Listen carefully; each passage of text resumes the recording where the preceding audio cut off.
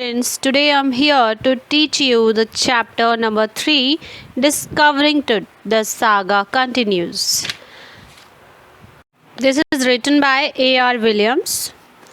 और ये चैप्टर जो है इसमें डिस्कवरिंग टुट क्यों मेंशन किया गया इसकी हेडिंग को, क्योंकि यहाँ टुट एक यंग रूलर था जिसकी डेथ हो गई थी और उसकी डेथ का कोई रीज़न किसी के सामने नहीं आया कि उसकी डेथ क्यों हुई। तो उसी का पता करने के लिए डिस्कवरिंग टुट, उस टुट को डिस्कवर किया गया, उस टुट की मम्मी को डिस्कवर किया गया, so that they could know the reason behind the death of that young ruler. और इसी डिस्कवरिंग टुट पॉइंट को कहा गया है द सागा कंटिन्यूस। सागा होता है एक सैड स्टोरी, इसको एक सैड स्टोरी कहा गया है क्योंकि जिसकी मौत का रीज़न किसी को पता भी नहीं था और वो चुपचाप मर गया, ऐसा कैसे पॉसिबल हो सकता है। तो उसी चीज़ का रीज़न यहाँ पर शो किया गया है। और इस चैप्टर में जो ये यंग रूलर था, तुतनखामुन इसका नाम था, और ये एक टीनेज में ही पावरफुल रूलर बन गया था। इसे पावरफुल फरा डायनेस्टी इन इजिप्ट कहा जाता था। तो इसकी मौत एकदम से हो गई और उसकी डेथ जो थी वो एक मिस्ट्री बनकर रह गई। और उसने इजिप्ट में मीन्स कुछ सेंचुरीज तक रूल किया था। और 1922 में इसकी टॉम्ब को डिस्कवर किया था हावर्ड कार्टर, जो कि एक ब्रिटिश आर्कियोलॉजिस्ट थे। और उसके 80 इयर्स के बाद में सीटी स्कैन किया गया था उसका। तो कैसे उसका सीटी स्कैन हुआ, कैसे उसकी बॉडी को डिस्कवर किया, डिस्कवर करने के बाद में उसकी बॉडी को स्कैन करने के लिए क्या क्या प्रॉब्लम्स आई, और उसके फादर की डायनेस्टी को यहाँ पर क्या क्या मेंशन किया गया, उससे पहले कौन कौन से रूलर्स थे, वहाँ क्या क्या मिस हैपनिंग्स क्रिएट हुई थी उस डायनेस्टी में। तो यहाँ पर उसी इजिप्ट की डायनेस्टी को भी थोड़ा बहुत डिस्क्राइब किया गया है with the explanation of his CT scan. तो यहाँ पर हम इसी चैप्टर को स्टडी करते हैं। It is important chapter and it's a real story, okay, it's not a fake story. So let's read the chapter. So students, let's start the chapter. Before starting the chapter, some expressions are given here, so you have to notice these, okay? So listen carefully. I'm explaining the meaning. Forensic reconstruction, it is the scientific reconstruction, which means the process of recreating the face of an individual, okay? Next is scudded across, it means moving quickly. Casket gray, it means a basket, means it's coming here for clouds. Resurrections, it means rebirth, okay? Resurrection means rebirth. Funerary treasures means the valuable things with which the king was buried. Next is circumvented, it means to find a way around. Thieves would have found a way to tackle the guards and remove the gold from the tomb. It means to deceive somebody else. Next is computed tomography, it's a CT scan that you know very well. Next is airy detail, it means wonderful description. The wonderful description of Tut is given here. It's related to the CT scan. Let's continue the chapter. He was just a teenager when he died. तुतनखामुन जो थे, तुत वो एक teenager थे जब उनकी death हुई. The last year of a powerful family that had ruled Egypt and its empire for centuries. और ये उस पावरफुल फैमिली का लास्ट ईयर था जिसने कि इजिप्ट पर रूल किया था और उसके एम्पायर पर काफ़ी सेंचुरीज से उसकी जो भी डायनेस्टी थी, उसकी फैमिली थी, वो इस इजिप्ट की डायनेस्टी पर काफ़ी सेंचुरीज से रूल करते आ रही थी. He was laid to rest laden with gold and eventually forgotten. और उसी लास्ट ईयर को तुतनखामुन को जब उसकी डेथ हुई तो उसे गोल्ड के साथ में लिटा दिया गया और भुला दिया गया. क्योंकि कहते हैं ना, हर किसी पर्सन की इम्पोर्टेंस तभी होती है जब वो ज़िंदा हो, मर जाने के बाद तो अपने भी भुला देते हैं। ऐसा ही उसके साथ भी हुआ। इवेंचुअली एट लास्ट उसको भुला दिया गया था। Since the discovery of his tomb in 1922, the modern world has speculated about what happened to him. उसकी टॉम को 1922 में डिस्कवर किया गया था। किस लिए डिस्कवर किया गया था? क्योंकि वो, और डिस्कवर करने के बाद में ना एक क्वेश्चन रेज किया था वर्ल्ड ने कि उसके साथ क्या हुआ था। क्या उसका मर्डर हुआ था? With murder being the most extreme possibility, और मर्डर यहाँ एक एक्सट्रीम पॉसिबिलिटी नज़र आ रही थी कि शायद उसका मर्डर ही हुआ था, क्योंकि उन्हें लग रहा था कि इतनी यंग एज में किसकी डेथ हो सकती है, वो भी without any reason. Now living his Tom for the first time in almost 80 years, Tud has undergone a CT scan that offers new clues about his life and death. और टुड की death के 80 years के बाद, उसको जब Tom में berry किया गया था, उसके 80 years के बाद जब उसकी टॉम को सर्च किया गया, डिस्कवर किया गया, तो उसके बाद उसकी बॉडी को CT स्कैन में ले जाया गया। That offers new clues about his life, जिससे कि उसकी लाइफ और उसकी डेथ के जो न्यू क्ल्यूज़ थे वो ऑफर होंगे। मतलब उन्हें पता चलेगा कि उसकी मौत किस वजह से हुई थी और उसकी लाइफ कैसी थी। क्या उसके साथ में कोई इंजरी हुई थी या उसे कोई डिजीज़ थी? इन सब फैक्ट्स के बारे में जानने के लिए उसका CT स्कैन किया गया था। Provides precise data for an accurate forensic reconstruction of the boyish Farah. हाँ, आपको एक प्रोसेस के बारे में प्रोसीड्यूर दिया गया है, फोरेंसिक रिकन्स्ट्रक्शन, जिसका मतलब मैंने आपको अभी बताया भी था। The process of recreating the face of an individual, किसी के भी फेस को आप जब रिक्रिएट करते हो उसी प्रोसीड्यूर को फोरेंसिक रिकन्स्ट्रक्शन कहा जाता है। तो यहाँ भी इसी के फेस को, तुतनखामुन के फेस को रिक्रिएट किया गया था CT स्कैन के थ्रू, ताकि वो उसकी लाइफ के बारे में, उसकी डेथ के बारे में सारे क्लूज़ जान सके। Let's come to another slide. An angry wind stirred up ghostly dust devils as King Tut was taken from his resting place in the ancient Egyptian cemetery known as the Valley of Kings. यहाँ पर एक ancient Egyptian symmetry है। Symmetry जो होती है, बहुत बड़ा place होता है ये, जो कि किसी की डेड बॉडी को ब्यूरी करने के लिए यूज़ किया जाता है, जिसे आप बोल सकते हो ग्रेव यार्ड। तो वो ग्रेव यार्ड जो था वैली ऑफ किंग्स के नाम से फेमस था।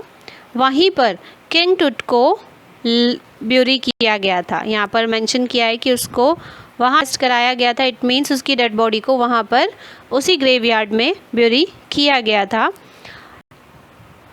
प्लेस पर बहुत तेज़ हवा चल रही थी, जिसे कि कहा गया है घोस्टली डस्ट डेविल्स। मतलब इतनी तेज़ हवा चल रही थी कि वहाँ पर डस्ट इस तरीके से ऊपर उड़ रही थी कि मानो वो डस्ट डेविल्स हों, ऐसा लग रहा था। और ये एंग्री विंड जो थी वो क्यों चल रही थी? क्योंकि जब किंग टुट की बॉडी को वहाँ से निकाला गया, वैली ऑफ किंग्स में से निकाला गया था उसके रेस्टिंग प्लेस से, तब ये हवा बहुत तेज़ चलने लगी थी। Dark bellied clouds had scudded across the desert sky all day and now were revealing the stars in cascade grey. Desert area में डार्क क्लाउड्स मूव कर रहे थे उस पूरे डेज़र्ट एरिया में, और उन्होंने स्टार्स को भी कवर कर लिया था। मतलब क्लाउड्स जब आते हैं स्काई में तो स्टार्स हमें नज़र नहीं आते, ऐसा ही सीन वहाँ भी क्रिएट हुआ था। वहाँ पर डार्क क्लाउड्स जो थे उन्होंने कवर कर लिया था स्टार्स को। It was 6 PM on 5th January 2005, और ये जो टाइम था वो था 5th January 2005। Listen me carefully, 5th January 2005 को 6 PM पर उसे वहाँ से उसके रेस्टिंग प्लेस से ले जाया गया था। The world's most famous mummy glided head first into a CT scanner brought here to probe the lingering medical mysteries of this little understood young ruler who died more than 3,300 years ago. और king टुट की mummy को, जो कि world की famous mummies में से एक है, उसे CT स्कैनर में डाला गया। किस लिए डाला गया? ताकि उसकी मिस्ट्रीज़ जो हैं, उसकी डेथ की मिस्ट्रीज़ जो हैं, उनको इन्वेस्टिगेट किया जा सके, जो 3,300 साल पहले हुआ था। उन सब रीजंस को जानने के लिए उस यंग रूलर के साथ में क्या हुआ था कुछ साल पहले, वो सब कुछ जानने के लिए ही उसकी बॉडी को सीटी स्कैन किया गया। सीटी स्कैन किया गया था 5 जनवरी 2005 को 6 PM। Okay, all afternoon the usual line of tourists from around the world had descended into the cramped rock cut tomb some 26 feet underground to pay their respects। जो graveyard था वो करीबन 26 feet deep था, underground बना हुआ था, एक rock cut Tom था, ठीक है। और उसी रॉक कट टॉम में लोग जो थे, टूरिस्ट जो थे, वो पूरी दोपहर अपनी रिस्पेक्ट को पे करने के लिए, किसको पे करने के लिए, क्योंकि वहाँ पर किंग की डेड बॉडीज़ थी, तो उनको अपनी रिस्पेक्ट पे करने के लिए वो विज़िट कर रहे थे। उसी रॉक कट टॉम को विज़िट कर रहे थे, जो कि मीन्स वो मकबरे जो वहाँ बने हुए थे उसी एरिया में वो डिसेंड होते हैं, नीचे उतरकर उसको विज़िट करते हैं। They gazed at the murals on the walls of the burial chamber and peered at Tut's gilded face। और यहाँ पर जब वो विज़िट करने लगे तो म्यूरल्स जो थे वॉल्स पर बने हुए, म्यूरल्स होते हैं वॉल पेंटिंग्स जो होती है, पास्ट टाइम में बनाई जाती थी काफ़ी, तो उन्हें वो बहुत ध्यान से देखने लगते हैं, जो कि ब्यूरियल चैम्बर पर बनाई हुई थी। उस ब्यूरियल चैम्बर होता है एक छोटा सा रूम, उस रूम में जो पिक्चर्स बनाई गई थी वॉल पर, उनको वो बहुत ध्यान से देखते हैं। And peered at Tut's gilded face, और टुट का जो गिल्डेड फेस है, जिसे गोल्ड से कवर किया गया है, उसको पियर्ड होता है झांक कर देखना, वो झांक कर देखते हैं। The most striking feature of his mummy shaped outer coffin lid, और यहाँ पर कॉफिन का जो लिड था, ढक्कन था, उस पर मम्मी शेप्ड उसका फीचर बनाया गया था, and that was very striking, attractive था, वो लोग उसे भी देखे थे। Some visitors read from guide books in a whisper, कुछ विजिटर्स जो थे वो गाइड बुक्स उनके पास थी, उनमें से धीरे धीरे पढ़ रहे थे कि ये सब क्या है, ये कौन है। अदर्स स्टूड साइलेंटली, और बाकी लोग जो थे वो साइलेंटली खड़े हुए थे। Perhaps pondering Tut's untimely death in his late teens, or wondering with a shiver if the Faraz curse, death or misfortune falling upon those who disturbed him was really true। Perhaps pondering का meaning होता है thinking, कि शायद वो लोग silently इसलिए खड़े थे कि वो टू अनटाइमली डेथ जो थी उसके लेट टीन्स में, मतलब वो टीनेजर ही तो था, उसकी टीनेज में उसकी डेथ जो हो गई थी उसके बारे में सोच रहे थे, या फिर वंडर कर रहे थे। और वंडर क्या कर रहे थे वो, कि शायद ये फराह का कर्ज हो सकता है, अभिशाप हो सकता है, उसकी वजह से वो कांप गए। डेथ और misfortune falling upon those who disturbed him, कि शायद फराह को जिसने परेशान किया, डिस्टर्ब किया, उसकी वजह से ही उसे ये डेथ या मिसफॉर्च्यून मिला। वॉज रियली ट्रू, जो सच था। The mummy is in very bad condition because of what Carter did in the 1920s, said Zahi Hawass, Secretary General of Egypt's Supreme Council of Antiquities, as he leaned over the body for a first long look। यहाँ पर जो है mummy को बेकार condition में बताया गया, ये कहा गया, ज़ाही हवास ने कहा। ज़ाही हवास जो कि इजिप्ट के सुप्रीम काउंसिल जनरल थे एंटीक्विटीज़ के, उन्होंने कहा था कि मम्मी जो है वो बहुत बुरी कंडीशन में है, क्योंकि कार्टर ने जो कुछ भी उसके साथ 1920s में किया उसकी वजह से इसकी हालत बहुत ख़राब हो गई है। और उन्होंने ऐसा कब कहा, जब उन्होंने झुककर उसकी बॉडी का एक लॉन्ग फर्स्ट लुक लिया, उसे बहुत ज़्यादा ध्यान से देखा, तब उन्हें ऐसा फील हुआ कि ये मम्मी की जो भी पोजीशन है वो ठीक नहीं है, उसकी डेड बॉडी की हालत ठीक नहीं है, it's in a bad condition. Carter, Howard Carter, that is, was British archaeologist who in 1922 discovered Tut's tomb after years of futile searching। यहाँ पर कार्टर, हावर्ड कार्टर जो हैं वो एक ब्रिटिश आर्कियोलॉजिस्ट हैं जिन्होंने 1922 में टुट की टॉम को डिस्कवर किया था, अपनी काफ़ी साल की बेकार फ्यूटाइल सर्चिंग के बाद। मतलब काफ़ी साल उन्होंने बहुत कुछ सर्च करने की कोशिश की थी, क्योंकि आर्कियोलॉजिस्ट जो होते हैं वो ऐसा ही कुछ सर्च करते हैं डिस्कवर करने की कोशिश करते हैं that is related to the past. तो उन्होंने काफ़ी साल कुछ ऐसी सर्च की थी, ऐसी डिस्कवरी करने की कोशिश की थी, लेकिन उनसे नहीं हो पाया था। तो उसके बाद 1922 में उन्हें टूट की टॉम डिस्कवर की थी। Let's come to the another slide. कुछ साल की सर्चिंग के बाद में उन्होंने इस बॉडी को डिस्कवर किया था इन 1922, ओके। और इसके साथ में जो कंटेंट्स को ब्यूरी किया गया था उन्हें हेस्ली मतलब जल्दी से, बहुत ही जल्दबाजी से, रेंसेक्ड होता है लूटेड और स्टील, चोरी कर लिया गया था इन antiquity.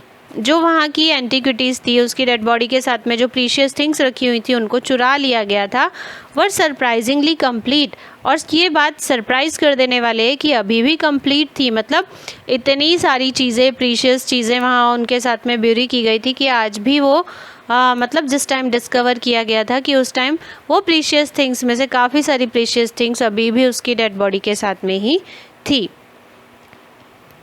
They remain the richest royal collection ever found and have become part of the pharaoh's legend। और उन लोगों ने richest royal collection को उनके साथ में रखा था and have become part of Faraz legend, वो जो कि फराह के लेजेंड का पार्ट बन चुका है। जो फराह है उनकी पारंपरिक जो कथा है उनका हिस्सा बन चुका है, मतलब कि ये एक हिस्ट्री बन गई है कि उन्होंने इस रिचेस्ट रॉयल कलेक्शन को उनकी डेड बॉडी के साथ में ब्यूरी किया। Stunning artifacts in gold, their eternal brilliance meant to guarantee resurrection, caused a sensation at the time of the discovery and still get the most attention। Howard Carter की जो ये discovery थी, उस discovery ने लोगों के मन में एक सनसनी पैदा कर दी और अभी भी बहुत सारे लोग जो हैं उनका अटेंशन इसी तरफ रहता है, वो उनका ध्यान ये चीज़ खींचती है। But Tut was also buried with everyday things he would want in the afterlife। मतलब उसके उस टाइम में, उसकी उस डायनेस्टी में क्या किया जाता था, किसी की डेथ होती थी तो वो लोग क्या करते थे, बहुत सारे रिचेस्ट कलेक्शन को उनके साथ में ब्यूरी कर दिया करते थे उस टाइम के लोग। तो ऐसा ही सेम यहाँ टुट के साथ भी हुआ। टुट की बॉडी को भी एवरीडे थिंग्स के साथ में ब्यूरी किया गया था, जो उसे आफ्टर लाइफ ज़रूरत पड़ेगी, मतलब डेथ के बाद में भी जो उसको चीज़ों की ज़रूरत पड़ेगी वो चीज़ें उसके साथ दफना दी, जैसे कि बोर्ड गेम्स भी उसके साथ दफना दिए। अब ब्रोंज रेज़र भी दफनाया, line and under garments, cases of food and wine, ये सब कुछ उसके साथ दफना दिया गया। ओके, ये चीज़ें पढ़ने के बाद आपको हंसी ज़रूर आने वाली है कि ऐसी ऐसी चीज़ों को उनके साथ दफनाया गया था जो आज नहीं है। After months of carefully recording the Faraz funerary treasure, Carter began investigating his 3 nested coffins। काफ़ी महीनों तक केयरफुली रिकॉर्डिंग जो थी, केयरफुली जो उन्होंने सबको संभाला था, उसके साथ में ही फ़राह को जो दफनाया गया था उससे रिलेटेड जो भी ट्रेजर था, उसको जिस भी ट्रेजर के साथ, ख़जाने के साथ में दफनाया गया था, उसका एक रिकॉर्ड प्रिपेयर किया गया। और उस रिकॉर्ड को प्रिपेयर करने के बाद कार्टर ने उसके 3 एक दूसरे में जो सेट किए गए ताबूत थे उनकी पड़ताल शुरू की। मतलब एक कॉफ़िन के अंदर दूसरा, दूसरे कॉफ़िन के अंदर तीसरा, तीसरे के अंदर एक और, मतलब 1 2 3 कॉफ़िन थे उसके, तो उन तीनों की उसने जांच शुरू कर दी, उनको इन्वेस्टिगेट करना स्टार्ट कर दिया। Opening the first he found a shroud adorned with garlands of willow and olive leaves, wild celery, lotus petals and cornflowers, the faded evidence of a burial in March or April। और जब उन्होंने first coffin को open किया तो उन्होंने वहाँ shroud को किससे कवर्ड देखा, किससे सजाया हुआ देखा। वहाँ पर विलो और ऑलिव लीव्स जो थी उनसे माला बनाई गई थी और उस माला से उसको सजाया गया था। वाइल्ड सेलेरी से सजाया गया था, लोटस पीटल से सजाया गया था और कॉर्नफ्लावर से सजाया गया था, जिससे कि ये एविडेंस देखने को मिलता है कि उनका ब्यूरियल मार्च या अप्रैल में हुआ था। When he finally reached the mummy, और जब फाइनली सारे कॉफ़िन्स खोलने के बाद जब वो मम्मी वाले कॉफ़िन में पहुँचे, दो he ran into the trouble, तो वो ट्रबल में फंस गए। Ritual resins had hardened cementing to the bottom of his solid gold coffin. उनका जो रिचुअल रेजिन्स था उसकी वजह से वो डेड बॉडी जो थी वो चिपक गई थी बॉटम से, वो हार्ड हो चुके थे resins. Cementing to the bottom of his solid gold coffin, और टुट जो था वो, उस टुट की डेड बॉडी जो थी वो सॉलिड गोल्ड कॉफिन से चिपक गई थी। No amount of legitimate force could move them. Carter wrote later what was to be done. Meaning of legitimate is appropriate. Okay यहाँ पर उसने क्या कहा, कार्टर ने क्या लिखा, सब कुछ इन्वेस्टिगेशन करने के बाद में उन्होंने ये लिखा कि प्रॉपर फोर्स लगाने के बाद भी कोई उसकी डेड बॉडी को बॉटम से नहीं हटा पाया। तो what was to be done, तो अब वो क्या कर सकते थे। The sun can beat down like a hammer this far south in Egypt. उनके माइंड में काफ़ी सारे आइडियाज़ आने लगे कि हम किस चीज़ के थ्रू इसकी डेड बॉडी को इससे निकाल सकते हैं, ये रेजिन्स जो हैं वो कैसे पिघल सकते हैं। तो उन्होंने बहुत सारी कोशिश की। रिचुअल रेजिन्स जो होते हैं वो होते हैं कि जब किसी का फ्यूनरल किया जाता है तो उसमें उन्होंने कुछ ऐसे चिकनी चीज़ें डाली थी जो कि अब जम चुकी थी। The sun can beat down like a hammer. उन्होंने सोचा, उनके माइंड में एक आइडिया आया कि शायद हो सकता है सन का जो टेम्परेचर है, सन रेज जो हैं उनकी वजह से, उस टेम्परेचर की वजह से वो उसकी डेड बॉडी को वहाँ से निकाल सकते हैं। उन्हें लगा कि सन जो है वो हैमर की तरह उसे बीट कर सकता है this far south in, south side में बहुत तेज़ धूप होती है और उन्होंने ऐसा सोचा कि शायद इसकी वजह से वो हट जाए। And Carter tried to use it to loosen the resins, और इसी से कार्टर ने कोशिश की कि वो रेजिन्स को थोड़ा सा लूज़ कर सकें। For several hours he set the mummy outside in blazing sunshine that heated it to heat 149 degrees Fahrenheit, और उन्होंने फिर उसे बहुत ही तेज़ धूप में बाहर, जिसमें कि 149 डिग्री फ़ारेनहाइट का टेम्परेचर जो था फ़ारेनहाइट तक उस बॉडी को गर्म किया था, उसकी वजह से रेजिन्स लूज़ हो सके, इसीलिए उन्होंने उस बॉडी को धूप में रख दिया था और उसकी डेड बॉडी तेज़ धूप में 149 डिग्रीज़ फ़ारेनहाइट तक गर्म हो चुकी थी। नथिंग बज्ड, लेकिन कुछ भी मूव नहीं हुआ। बज्ड होता है चेंज्ड या moved. He reported with scientific detachment that, और फिर वो एक साइंटिफिक डिटैचमेंट तक पहुँचे। मीन्स ने कुछ साइंटिफिक फैक्ट्स यहाँ पर मेंशन किए। The consolidated material had to be chiselled away from beneath the limbs and trunk before it was possible to raise the king's remains. और उन्होंने फिर क्या सोचा कि जो रेजेस जो हैं वो टफ हो चुके हैं, उन्हें सिर्फ छीनी की मदद से ही उनके बॉडी को, अपर बॉडी को, लिम्स को और बाकी के जो पार्ट्स हैं उनको हटाया जाना होगा, ताकि वो उस किंग की डेड बॉडी को वहाँ से निकाल सके, उस राजा की डेड बॉडी को, उसकी जो बॉडी पार्ट्स हैं उनको ले जाया जाना पॉसिबल हो सके। मीन्स ऐसा करने पर वो क्या है, एक एक बॉडी पार्ट्स को अलग करेंगे और अलग करके निकालना इजी हो जाता है उनके लिए, और अलग करने के बाद में वो उसको फिर से जॉइंट करेंगे और फिर वो उसको सीटी स्कैन तक लेके जा सकते हैं, उसका सीटी स्कैन कर सकते हैं possibly. So I hope you have understood this chapter is not so easy, not so tough, but you have to give your 100% to listen this chapter properly and to understand it very well.